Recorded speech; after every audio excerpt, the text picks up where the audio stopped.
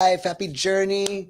Woo. Every time I say that, I think of you, Marianne Lewis. Thank you, Marianne Lewis, for giving me that opening. That's my dear friend, Marianne Lewis, who is the director of the Ministry of Arts at Agape. And I kind of stole that from her. Thank you, Marianne. Hey, everybody, welcome. Hey, what's up? Good to see you guys. Hello, hello. Welcome, welcome, welcome.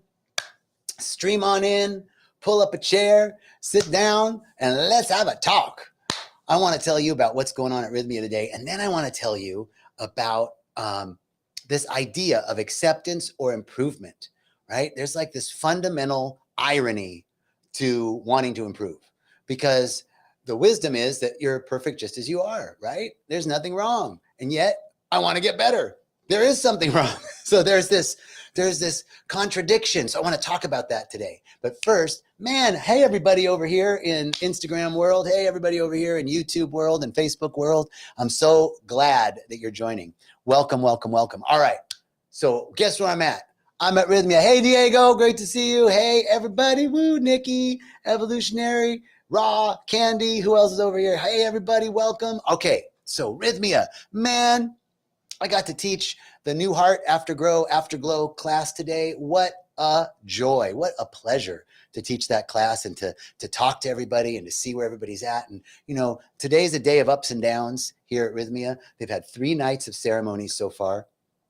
And they're going into their last night of ceremony. And some people have gotten their miracle. They've seen who they've become. They merged with their soul. Hey, Nikki, they've merged with their soul and they've healed their heart. Other people haven't done that yet, and they're freaking out. Like, there must be something wrong with me, or they're giving me something different than what they're giving the other people, or it always happens for everybody else, but it's not going to happen for me. That's the way it always is, right? Well, it's all perfect. It's all perfect because what's happening is what's happening here at the retreat is exactly what happens in life. It's exactly what happens in life. So, hey, sister, Milor, great to see you. So I got to talk to these people today. I got to teach this class and to see that everybody's on their path. Everybody's on their own journey, and it's their journey. And I was talking to someone who, you know, feels like she's not getting it, and tonight's the last night, and you know, that's such a familiar feeling to her. It's just absolutely. And we talked about, you know what, this is your journey. This is life. This is life just as it is. This is going to lead into our conversation about acceptance. But in terms of Rythmia, what happens here every week is that people are going up and down, but it's always a singular trajectory to healing, a singular trajectory to Nikki says, I remember Wednesday night. It was more than I can handle, but you made it through, Nikki. Right on. It's always, always, always tending towards healing, tending towards wholeness, tending towards the realization of oneness and forgiveness, forgiving it all, forgiving ourselves. And when we can do that, life shifts radically in 1 week. In 1 week, 97.55% of our guests report a life-changing miracle, and 6 months later, it's still working. 6 months later, they say, this was the week that changed their lives. It's amazing. This place is amazing. I'm so grateful. And out of the 5.5 years, almost 6 years that I've been here, I've learned some very crucial things about myself and about life in general. What a ride this has been. And so I want to talk to you today about the topic, acceptance versus improvement, right? Because we all want to improve. We all want to get better. And that fundamental improvement, that desire to improve, that desire to get better is a beautiful evolutionary impulse. But fundamentally, underneath what it's saying is, I'm not okay right now. What's happening right now isn't enough. I'm not good. The situation isn't good. I'm not enough. The situation isn't enough. And that is the fundamental piece that keeps us locked in the old pattern. That's the irony of self-help. That's the irony of wanting to improve, is that fundamentally we want to get to a place of acceptance that everything's okay just as it is, but we want to improve our lives, and we're getting caught in this loop. It goes back to the earliest myth, not the earliest myth, but one of the foundational myths of Western Judeo-Christian culture is Genesis. and the apple and the snake and Adam and Eve, right? That's when original sin entered the world. Well, let me tell you something. There's no original sin. There's just original guilt, which is exactly what's happening when we say now isn't enough. I want to improve. I need to get better, right? I'm not talking about this is the thing. We want to get better. We want to improve, but we also have to be in a place of acceptance. Here's how guilt works. That's guilt. That's shame. That thing that says I need to improve is our original guilt. There's no original sin. There's only original guilt, original shame. And here's how it works. The snake said to Eve, if you eat of this fruit, you'll be better than you are now. Boom. Oh my God, I'm not good now. I'm bad now. There it is. It wasn't even taking a bite of the apple. It wasn't taking a bite of knowledge. It was the guilt. It was the guilt that the guilt trip that the snake laid on Eve. And we're repeating that guilt trip. That's a foundational myth in the Judeo-Christian Western culture that says there's something wrong with you. There's something wrong right now. You need something to make you better. And actually, that's the fundamental piece of any spiritual thought leader like myself, anybody who's trying to improve the lives of our clients or our patients. Rythmia, we're all saying the same thing. Do this and you'll be better, right? That's the guilt trip. Now, that doesn't mean we don't want to improve. That doesn't mean there's not things to it. It doesn't mean there's not an expansion of our consciousness. But there's a difference in saying an expansion of consciousness versus I need to get better. Getting better is there's something wrong right now. An expansion is just more of what you already are. So acceptance or improvement. Acceptance leads to improvement. But Carl Jung was writing a letter to clergy, and one of the things that he said in this letter to the clergy was, we both, whether you're a clergy or a psychologist, we both want to improve the lives of our patients. And here's the thing. He says that if we really want to improve the lives of our patients, the only way to do that is through acceptance. That acceptance is the only thing that heals. Guilt, shame, condemnation never heal.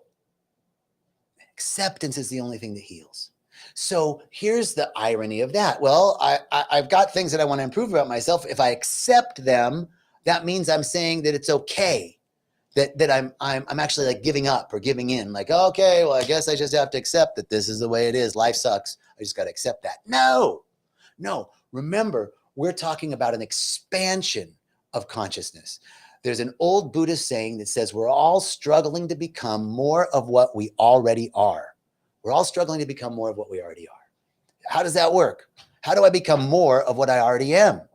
I become more of what I already am by becoming less of what I'm not. That's how it works. It's a reductive process, not an additive process. I don't need to become something else. I need to become less of all the shit that I'm not, all the shame, all the blame, all the guilt, all of the negativity, all of the downward spiral, all of the negative thought, all of the rumination. That's what we're not. We need to become less of what we're not so that we can become more of what we are. And it's not about getting rid of anything. It's really about dissolving those parts of us that appear to be separate. We want to dissolve them back in. We don't want to get rid of them. That's more separation. In fact, there's a fundamental principle that who you are right now is perfect, whole, and complete, no matter what. No matter what you said, no matter what you did, no matter what your family lineage is, no matter what your bank account is, no matter what your assets are, no matter what, you're perfect, whole, and complete, just as you are. And how does that work? Well, no, there's so many things wrong with me, John. There's so many things. There's health issues, there's relationship issues, there's monetary issues. Yes, all of that. And you're perfect, whole, and complete no matter what. What does that mean? It means that essentially at the center of your being, at the center of my being, is something perfect. Otherwise, nothing could exist. How does that work? There is, let's call it the life force. Let's call it the force of life itself. There's something in you that at the point when you die, that life force leaves your body.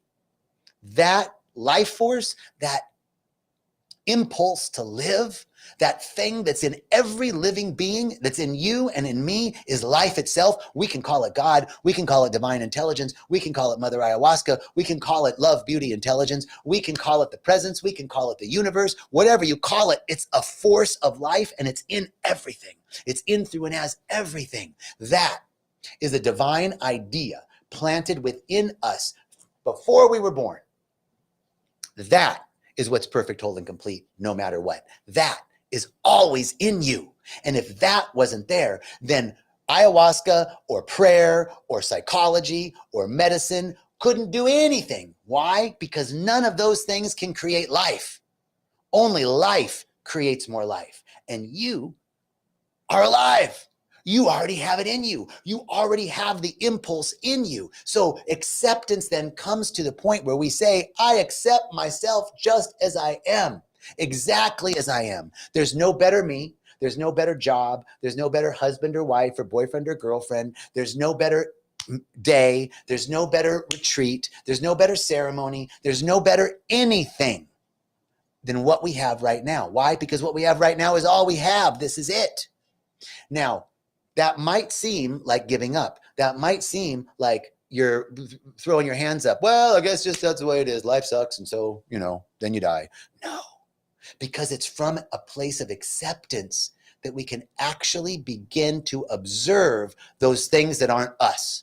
Those old stories, those old narratives, those old beliefs, limiting thoughts, points of view, perspectives, opinions, judgments. Those aren't us. Those are thought forms. Those are thought forms that have nothing to do with us. And so, what happened there? Are you guys back? Hello, come on back. All right, I think we're coming back. So those are thought forms that have nothing, that are not us. It's like Reverend Michael uses a beautiful example of the ocean and the stuff that's in the ocean, right? We are like the ocean. We're this sea of consciousness. And then inside of the ocean, there's shipwrecks and rocks and seaweed and fish poop and, gold coins from the Spanish Armada. All that's not the ocean. That's the content of the ocean. That's not the ocean. And so in the same way, our thoughts, our perspectives, our judgments, our opinions, our points of view, our narratives, our limiting beliefs are the content of our consciousness, but they are not us. We are consciousness. We are that thing that's perfect, whole, and complete no matter what. We're that perfect iteration of the divine that's inside of all of this stuff that's not us. And so the process of acceptance isn't wringing our hands and giving up. It's actually coming to a place of acceptance of what's so. Because what's so, right now, what you're experiencing and what I'm experiencing is a condensation of our previously held opinions, thoughts, perspectives, points of view, judgments, and beliefs. So if this moment is a condensation of what we were previously thinking, because we all know the spiritual principle, what we think about, we bring about, that our thoughts become things, that what we are believing, we're actually creating. And that is a spiritual principle. That's a spiritual principle of manifestation, from the invisible to the visible, from the formless to the formed. Always the idea precedes the form. Always the consciousness precedes the material expression of it. Einstein gave us the special theory of relativity, where he discusses that energy becomes matter. E equals M. Energy equals mass or matter. Energy slowed down becomes matter. This is slowed, stored energy. Energy sped up matter sped up becomes energy. So the process of manifestation works from the invisible to the visible, from a thought to a thing. In the beginning, there was the Word, and the Word was with God, and the Word became flesh. In the beginning, there was an idea. In the beginning, there was an impulse. An idea is an electrical impulse in the brain. In the beginning, it was the Big Bang. That was an impulse. And from that impulse, things were vibrating very fast. And then gradually they slowed down and congealed into form. They moved from energy to gases to planets to stars to galaxies. All right, this is the process of manifestation. So this now moment is a condensation of what we've been thinking about previously. And if this now moment is a condensation of what we've been thinking about previously, then acceptance of this now moment, we can't do anything about it. It's this moment now is old news. It's a condensation of the past. It's the formulation of the past taking form now. So if that's the case, then right now what we're thinking, what our thoughts right now will be a condensation of the future. So our alchemy comes in our acceptance of this now moment, our acceptance of what's so. In this moment, that's not capitulating. That's not throwing our hands up. Life's a bitch. I guess that's the way it's always going to be. No, that's coming to a fundamental realization that right now is all there is. That right now there's that thing in me that is perfect, whole, and complete. The life force itself, the divine idea that's in me. And that's the thing. That's the thing that's going, that as I acknowledge it, it reveals more of itself and extends itself out of me. So what we think about now will outpicture itself in the future. So acceptance of the now moment is actually the way to improvement. That's the way we get out of that original guilt trip, that original shame, that there's something wrong, that right now who I am isn't enough. Right now who I am isn't, I'm not successful. I'm not lucky. It doesn't happen for me. Other people getting further ahead. Don't waste 1 second comparing your worth to someone else's net worth. No, I tell you, it's so easy to get caught. Don't waste 1 minute. I was reading this book called The Monk Who Sold His Ferrari, and they said that every moment that you are thinking about someone else's dreams, you're taking energy away from your own. So we must step into this now moment in full acceptance of ourselves, acceptance of what's so, acceptance of life just as it is. This is life. What you're living right now is life, whether you're ill or healthy, whether you're rich or poor, whether you're happy or sad. This is it. This is what it is to be human. This is what it is to have this human incarnation. And as we accept what's so, we then actually have the power to transform, to go beyond our current formation in acceptance, because acceptance is the only thing that heals. Condemnation never heals. Shame and guilt never heal. Giving yourself a guilt trip, has that ever motivated you? I mean, it might get you a little way, but then it peters out. It's not enough to carry you through. But radical self-acceptance of this moment, there's no better me. There's no better you. There's no original guilt. There's no original shame. There's just you. And deep inside you is that essence of perfection. And as we travel through life, a lot of crap is glommed onto us that's not us. Stories, thoughts, beliefs, limiting ideas, perspectives, opinions, judgments, points of view, all of that stuff, others and our own, that's stuff that's not us. It's the content, but it is not who we are. So as we begin to accept what's so exactly as we are, that this is perfect, that this now moment is all we have, therefore it has to be perfect. This is life just as it is. There's no better life. There's no better anything. In that radical statement of acceptance, we begin to see the things that have been stopping us, and they begin to transmute. And that's all we have to do. All we have to do is observe them. And in observation, they begin to lose their power. They lose their power. So, I think that's it. If you want to improve, accept just what's so. In fact, accept that there's nothing to improve. That you right now, just as you are, have everything that you need within you. You right now, just as you are, have everything that is required for the fullness of the expression of your life purpose, for the fullness of the expression of your self-expression. And that's what the world needs, is you to be more you, not more of what other people think you should be, more you. How do we get there? Radically accepting ourselves. And in that process of radical acceptance, we begin to observe the patterns that have been keeping us locked in this self-deprecating, self-guilt, self-shame pattern, and it begins to lose its power, and then we can transform beyond our current transformation. Hey, Linda, thank you.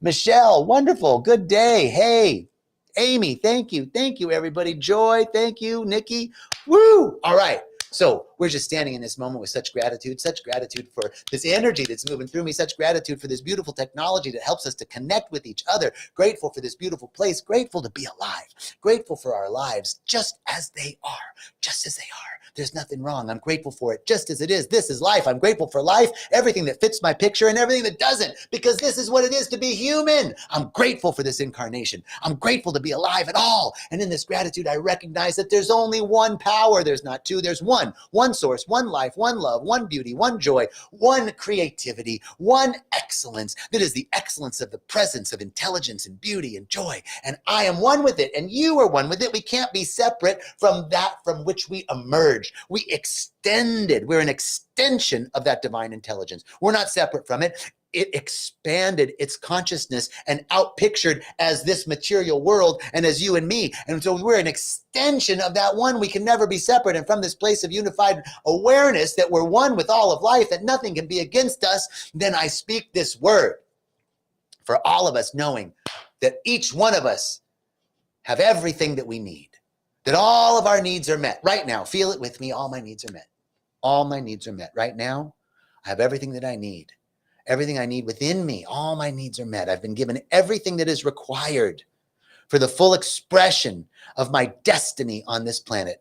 I have everything that I need. All my needs are met. Feel it with me now. All my needs are met. I don't need anything right this second. Right this second, I'm okay. And when we build moment by moment this consciousness of all needs met, more of our needs are met. I know for each one that everything is unfolding in absolute perfection, that each one is on their royal road. I'm on my royal road. You're on your royal road, leading us to that indwelling place of oneness, that realization, that ecstatic realization of I am one with everything, and everything is for me.